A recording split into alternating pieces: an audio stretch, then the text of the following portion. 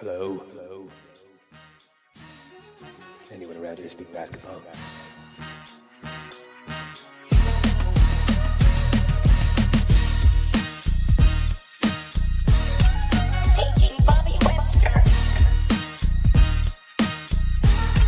This is Abby Silver.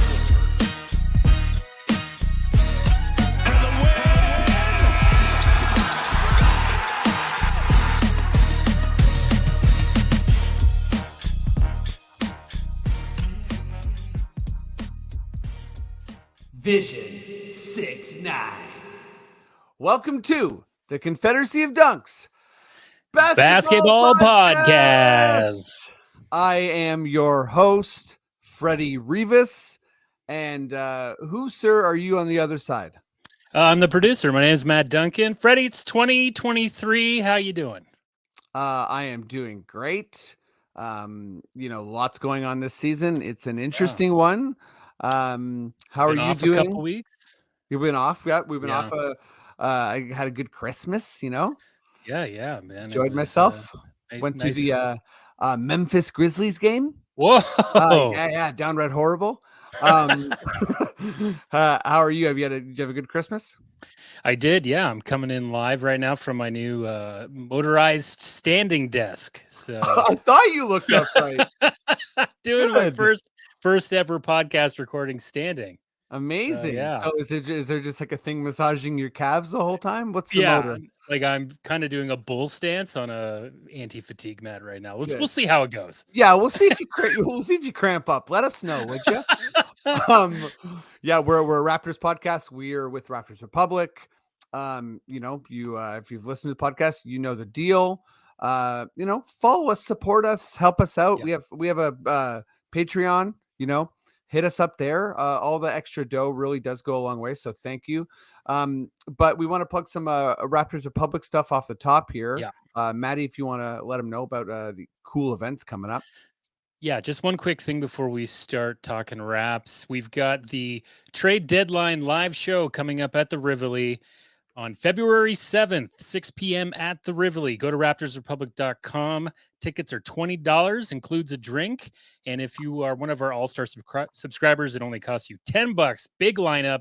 Samson Foe, Katie Heinel, Catherine Niker, Sahal Abdi. We got them all. They're going to be talking the trade deadline. So get your tickets. It's going to be an exciting time. I think Freddie will be there too. And I will be there. I'll see if I can get Maddie out. If you're buried in snow, I'll help you out. You know what I mean? I'll put on my toque that has a light and music that you gave me. Perfect. Kevin, I'm going to go to you with the first question. Okay. We will get to some of the harder stuff, I think, around this team. And I will say, off the top, a lot of similar themes. Fred struggle, high minutes from the starters. Is our defensive scheme working? How are we feeling about Nick Nurse? Is this team constructed with enough shooters? All that kind of stuff. But in seasons like this isn't just me like searching for positivity. I think there's lots of things going on. So there is positive developments as well. And I'm wondering, in a whack-a-mole type season, if there's any aspects you've seen, maybe in the Indiana game, maybe, in the past week, that, you feel like have been good lately. Yeah. I mean, I feel like I'm usually among the more optimistic Raptors fans I have, and that's being pretty tested right now. Mm-hmm. I think a lot of my optimism comes more in the long view, where it's like, well, we've got Pascal Siakam, we've got OG, like we've got Scotty, we've got these good players who, you look at the team and it's like, okay, you can build around that, but that doesn't involve being good right now, which is sort of a hard thing to accept in a lot of ways. I think you're seeing that a lot on everywhere right now, where I kind of forgot what it was like to have what feels increasingly like hopelessness in terms of the Raptors. The computer. So that was a long lead in to say I'm kind of like searching right now a little bit for what's actually looking good. I think there's two things that leap out. One of which is like, it looks good, but I'm still kind of like, it only looks good because our team's not in a good place. But Gary in the starting lineup, I think, is like pretty demonstrably, even if working isn't the term, like necessary for the team that we have. I think it's working well. I think having the spacing like gives Pascal just all that much more to play with. I think Pascal's continuing to have an all NBA season, and like the more space he has to play in, the more you're seeing his creativity come out and the things that he can do and that he's at this game. So they're playing off of each other in a sense of just like occupying different areas, and like being a sort of release valve is working for me. And I also think we're finally seeing like a bit more consistency in terms of how they're trying to use Scotty. I think in the Indiana game especially, you saw it like, but no, that's not even true. You've been seeing it like over the last few games where like it's sort of a combination of he's probing a little more, he's facilitating a little more, he's passing a little more. But then often in the second half of each of these games, it's sort of been the trend where he just starts taking over. He's stronger than a lot of people he's playing against. You know, he's using his body, he's taking more shots, he's being more decisive, and he's just getting so many hustle plays too. And I think it's good just to see him kind of coming out of a funk and taking things over. I think it really bodes well again for the future. I don't know if I'm seeing how that works to win us a bunch of games right now, but I think it's just like it's something that's important for the team to have. It has in its own sort of vacuum as its own thing. It's been working. Yeah, you know, I think it's a good point, and it's an important caveat to say that, you know, you can see good things for the long term, you know, success of the team that maybe aren't, you know, and ending up in, you know, ending up being things that help win right now. Yeah, it sort of seems like a bunch of individual things are being worked on. And for sure. Yeah. You know, like if I, you know, I was really optimistic with this Raptors team. I said many times on this podcast we were going to be a regular season juggernaut, which sounds insane now. But you know, if I told you that OG and Pascal would be having career years, and the team would look like as inconsistent as it did in the Tampa year, I think you'd be pretty confused, right? So I think there can be multiple things happening at the same time, and I think, you know, you really touch on you know, two big points there, which I feel like you know, again, I've said that from the beginning of the year as far as Gary, just because the issue with shooters with this team is so extreme. But role definition, right? You know, you see the chemistry with Gary and Pascal, you know, going back to the 9-game winning streak last year, right? That was a big part of what was going down. And I think you see with Scotty kind of, you know, playing the center more, right? And being able to expose centers in the league, and having, you know, a really tough time breaking guards down, right? So Scotty, the facilitator, kind of comes back more when you use him in the Draymond role. Everyone make sure you check out Louis Zatzman wrote a good article for subscribers on the RR page, just you know, about that, elaborating it. And, you know, lots of people are seeing it, right? Because his aggressive screen setting, it just you know, it highlights what he's good at, and being strong is huge too. Let's go to you, Chris. What you know, yeah, given all the caveats, what are you seeing that you feel like is good, long term or short term or whatever? Well, when you sent me this question, I went and looked at the last 10 game stats for a few guys, and so one thing that impressed me is that Pascal Siakam is shooting almost 40% from three right now, which just like I always felt like that was the difference between being an all-star and an all-NBA player, would be the ability to shoot threes. So I think that's part of it, and I think sort of similar to what Kevin said, I think you're starting to see Scotty Barnes, that sophomore slump, that sophomore regression. I think he's starting to come out of it a bit more, play a bit more like he did in his rookie season, just more efficiently and more aggressively. So I think those are two things that I do feel positive about in this otherwise challenging season.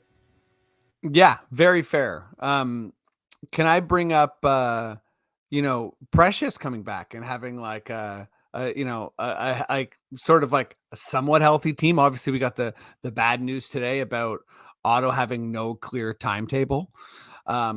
Which I think really highlights this team's like, our margin for error was so thin with shooting.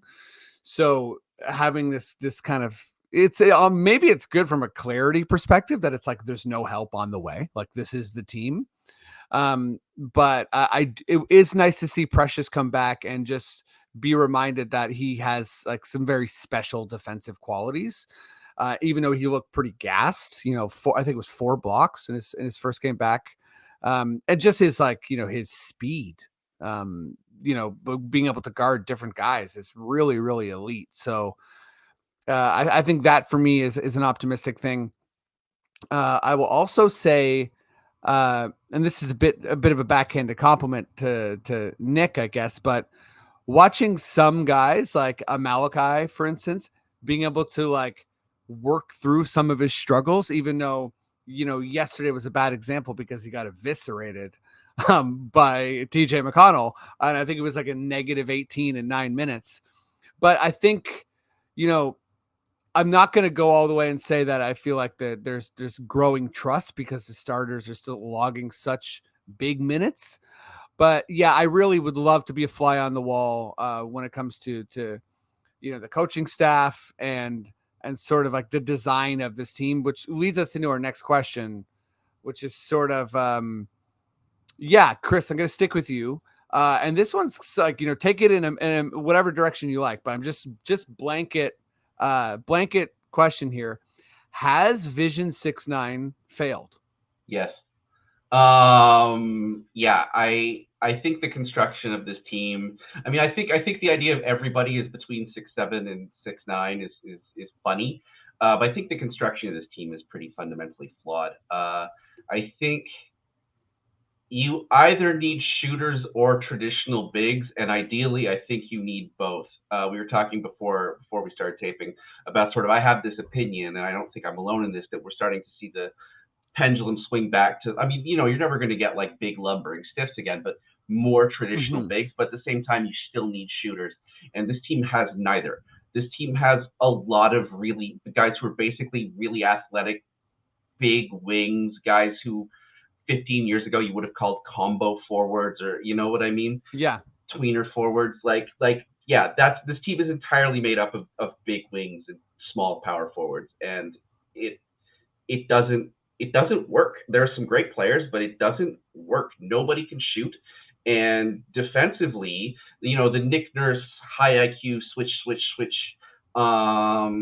defensive schemes, when those break down, unless Chris Boucher is on the floor, and then you have your sort of different challenges with him, offensively. When those defensive schemes fail, you don't have a shot blocker to kind of sit there and be the last the last man standing. And I think that's like that's a real problem. I think this team is sort of flawed in a lot of ways. I also think that, like, and this is getting a bit away from your initial question, the sort of heralded Raptor player development San Antonio North kind of thing that we were doing, that seems to have really fallen off in the last 2 seasons. And, I wonder, the departure of Gemma Mahalela and Patrick Mutombo and sort of guys like that who weren't as fan facing, but were behind the scenes really doing things.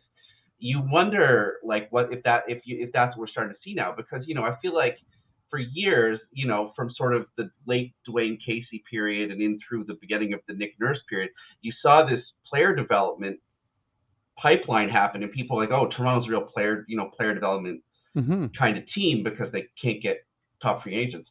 And that's not happening. I mean, you talked about Malachi Flynn. I think you're starting to see some progress from Malachi Flynn, but like I feel like Malachi Flynn 5 years ago would be way ahead of where he is right now. So that's a separate thing, but I feel like also just sort of part of a larger roster construction issue that we're talking about. Yeah, I think that's really fair, actually, and I'm glad you brought in development because, part of like what I felt like was necessary for Vision 6-9 to be a success And I think the only thing I'm really holding on to be honest, was that, you have a couple years in a row now of Nurse not so subtly saying, Masai, get me guys I can trust, get me guys I can play. And I was really confident that this year we had enough of those guys with, like Birch being able to log a couple minutes, Boucher, sort of this tested dude, Precious on the rise, the acquisition of Otto. I didn't even really factor in Coloco, to be honest. But like assuming one of Banton and Flynn would be given sort of like a long-term chance and not be in this situation where they're getting DNPs and inconsistent minutes and not really a part of like the engine of the team. It's definitely, we're at I was thinking where I feel like this is a bad comparison, but having Otto is giving me some of the same feelings I had when the Raptors had DeMarre Carroll, which is sort of like, oh man, like this guy, can really help us. And like, we've seen him do good things, and, you just can't get healthy. And, it's like it's this, like, we're waiting for someone who really shouldn't be that integral part of the process. Like, he didn't play that much for Golden State during the regular season. And obviously, they kind of saved him for the playoffs, but and just to kind of touch on your big point, I think it's a good one. I've, been having to sort of eat crow a little bit, because I sort of believed that, you don't really need a lumbering 7-footer. Looking at the playoffs last year, no 7-footers were really featured in any of the four, the four last teams heavily, right? But I think you do still need a utility guy. You need, like the Clippers are pretty small. They got Zubats, JV. He's only playing like 22 minutes a game or something like that, but he's doing well, right? Steven Adams isn't playing that much, but he does play a little bit.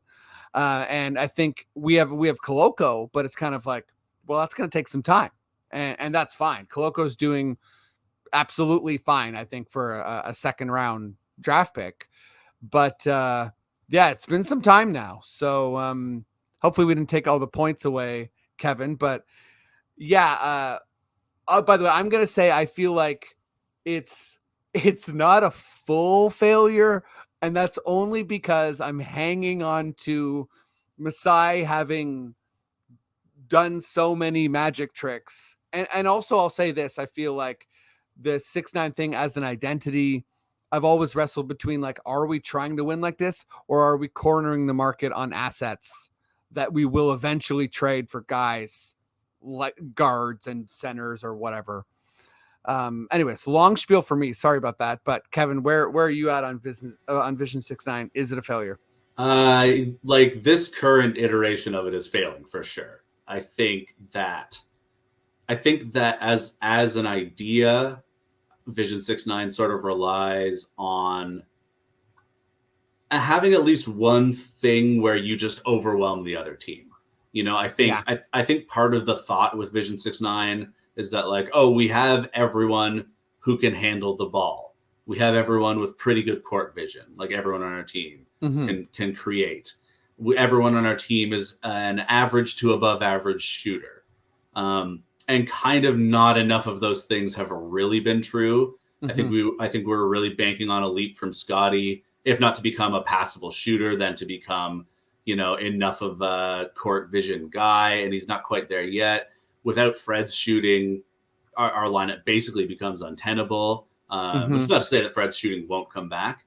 And I think the other way you go about it, if you're going to overwhelm a team, is just overwhelm them defensively. And I think for that, I think the scheme we play with the constant switching is such a hindrance. I don't like our defensive system.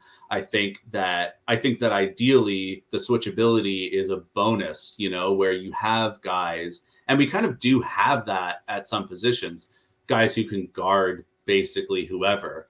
but Right. none of our guys are strong enough to guard a center. And I think that's where, like, you know, you can get a 6'9", 6'8" guy who's just thick as hell and can guard a center. Like, I think it's not an impossibility. You know, it's not something that you can't really envision. And I think Right. if you have a lineup of guys who can guard their own man one-on-one, and then we're also agile and quick enough to switch like crazy, then I think you become defensively overwhelming, and maybe our current offensive system wouldn't be as bad because we'd get enough stops, and like our transition game would probably be more of a factor. And then our half court could kind of be shitty like it is, I guess. Yeah. We'd just be the Pistons. Yeah. So I think there's a way it could work, but I don't think we're there. And I was also kind of wondering about, like, is this an asset management thing? And is it also just like kind of a stopgap thing? Because it's what we have to deal with. So we're going to try and ride it out kind of thing. I feel like the front office really put all their eggs in the Giannis basket. And when they didn't get it, they're like, well, we can get creative because our guys are really good. And our guys are really good. But I think that we're at the end of the current experiment of what we're doing. Personally, I think it's time to like pivot either player wise or scheme wise or both or something. Yeah, I mean, you know, a lot of people talked about this, but you know, your point about this scheme is really, you know, really hits, I think, because you're asking a lot of players, you know, you're asking them to overwhelm every team they play defensively, and that A is hard to sustain. B is almost impossible if you're only willing to trust a certain amount of guys to do that. And then, you know, I also want to touch on the, you know, just a quick follow-up before we move on to other stuff. But do you think that this is like also the way that we're, you know, kind of rolling out this team is, even if Vision 6'9", you know, is part of, like, you know, let's say Masai thinks, hey, or Masai and Bobby are like, hey, we know we can get a center for cheap. And there's so many guards in the NBA that we actually, you know, if you put some truth serum to us, we would say, we know we can resign Fred for way cheaper than what people think. Yeah. I think Fred's also just like, he's obviously having a terrible season, but I think he's too maligned for his own good. Yeah, I mean, he's in a contract year, right? Good. Yeah. But yeah, I guess sorry. My meandering follow up is: do you think we're hurting our own? Like, if Vision 6'9" is, if part of it is like we're accruing assets, all these wings, are we also hurting that by not having a more platoon style? Well, I'll go to you first, Chris.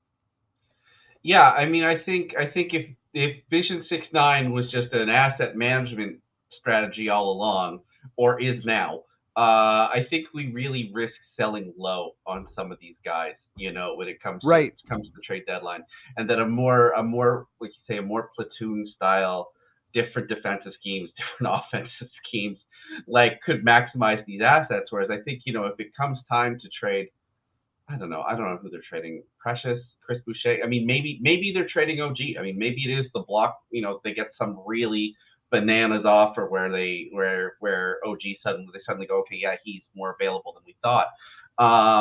You know, like, I feel like you're selling low on almost, maybe not OG, but like most of these other guys, Scotty Barnes. You know, if something comes up, you're going to be selling low on them, and I think that you could do more with the scheme to try and maximize your assets. Absolutely.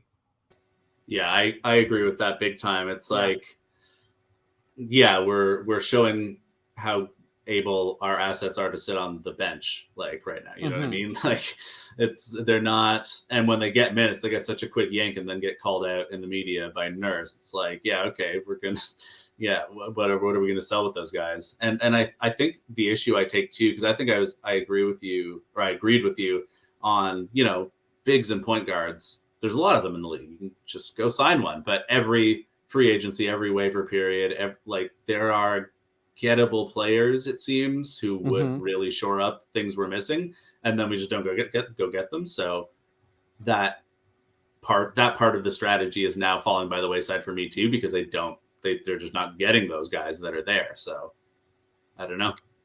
Yeah, and there is like we there's so much we don't know, right? Like apparently we went after Malcolm Brogdon pretty hard. That's right, yeah. And I think he would look great on this team and be helping quite a bit. But yeah, we have the trade deadline where it's like almost was comical, and we're like, we're gonna grab Thaddeus Young, which is like, you got to be kidding me. And then in the offseason, it's like, okay, one more guy, Otto Porter, and it's like, it is like, whoa, like. But also, yeah, it's hard not to trust what Messiah has done, right? Yep. And like, oh yeah, like the track record's there. He's the track smarter than I record's am. there, I think for all the times that I was like, banging my head against the wall with Lowry and Casey and DeRozan, like watching us, like, okay, why do we have three centers? Why do we have, Pirtle, Ibaka, and JV, and then to see all that turn into Kawhi and Gasol and like manifest in this like glorious way, it's like, okay, I believe you, but also we're definitely in what seems to be like the hardest part, and yeah, Fred has struggled so much, but knock on wood, we other teams get like season-ending injuries and stuff. So this is sort of like, I go back to me, the margin for error seems like paper thin, right? Like we need everyone to be healthy and everyone to be contributing to be good, which it doesn't seem, is going to work long term. Yeah, and that's to be like medium good too. It's to be medium good, right? And I also feel like, back to your scheme thing, Kevin, like you can't like you have to stay new. And I think that's part of what's happening now too, which is, you've seen past 3 times we got it. Yeah. And you've seen multiple people now take, I don't want to say swipes. For Embiid, it was a swipe, but I think for Kawhi, it was interesting too, where, Embiid said, and Ja, right? So Embiid said, the Raptors don't want to win. They just want to shut down the star player on the other team. And then Kawhi was like, yeah, I knew I was going to get like doubled and tripled aggressively. So you have to make the read before it comes. And Ja said like sort of the same thing, right? Ja said, yeah, I mean, like, you got to rely on Dylan Brooks and other guys when you're against the Raptors. And again, I've said this on the podcast so many times, but back all the way to Marcus Smart lighting us up in the bubble, I think like other teams' role players can go off. They can score. So yeah, there's a reason there's so many Raptor killers. It's like, where'd that guy come from? It's like, well, he's open and he's a professional basketball player. So yeah, yep. And everyone shoots threes. So yeah. Okay, let's. Marcus Smart just turns into Steph Curry every time he plays the Raptors. I know, fucking bananas. Right? Like it's just like I watch him play anyone else, and I'm just like, what's happening? Like he plays the Raptors, he just annihilates them. Yeah, I was at the Memphis game and watching Dylan Brooks just like sea-walk all over us. I was like, this is nuts. Yeah. Matherin, who's awesome, was he was doing his thing too. That brings us to the end of the pod. Thank you, everyone who's been listening, supporting. We're really excited about this year. In April, I think will be our year mark with Raptors Republic. Obviously, it's been a really tumultuous, wild year, but we're pretty seasoned veteran, or pretty seasoned Raptors fans, so we're used to it. I'm going to bring Matty D back in now for some plugs, but first let me go to you, Chris. Where can people check out your work? What do you want to let them know? Do the old-fashioned plug. Yeah, okay. So I'm not on Twitter anymore because it made me a toxic lunatic, so I had to quit. I am on Instagram. That's at original Chris Paul, because I predate that Chris Paul, and that was available, so fuck yeah. Huge. Also cbc.ca/arts, because I'm actually an arts writer in the daytime, and then also you can catch me ranting about sports and music and all types of stuff, which is at chrisstart.medium.com. Amazing. Well, Chris, really appreciate you joining, and everyone check out Chris's work. I think his last piece up was top albums of 2022. And Chris has amazing music taste, so make sure you check that out for sure. Kevin, what's up? What do you want to say? What do you want to plug? What's going down? I don't know. I don't think I have anything to plug. I'm trying to keep a lower online profile for the same mental health reasons Chris was mentioning. Yep. So just trying to be a less toxic individual. Sure. You know what? Write your MPs about the use of public funds, or MPPs. Sorry, about the use of MPs too. About the use of provincial public funds. It's all going to ridiculous, shitty places. So we should really be making more noise about that. Let's protect the environment. Let's get some affordable housing. Let's look out for each other's mental health, and just try and be better to each other. That's my plug. Yep. Any longtime listener of the pod here knows I'm a very pro being a noisy constituent. So do it. They have to listen to you. Make them listen to you. Maddie D, let's hit people with with the goods about us, about RR, and we'll send them off. There we go. Sorry, I always mute myself in case I start honking during the podcast. Hey, you're standing, man. There's a lot going on right now. A lot going on when you're standing doing a pod. Standing on t-shirts. Thanks for listening. If you are watching on YouTube and you liked the clips that we put up, listen to the full episode on the Rapcast. You can listen to that on whatever podcatcher you want. You can also go to raptorsrepublic.com. I mentioned the live show that's in February. I'll put a link to the tickets in the show notes so you can check that out. Get your tickets. Going to be a fun time right before the trade deadline. And that paywall is still going. There's a Boxing Week deal. We've got $15 for 6 months, $25 for a year, and there's even like the regular price of $60, and they're throwing in the Nick Nurse calendar. So lots of good things there, lots of options. Support the writers, support Raptors Republic, and you can also listen and follow us at dunkspodcast.com. Amazing. Thank you, Maddie. I'm really excited for this year.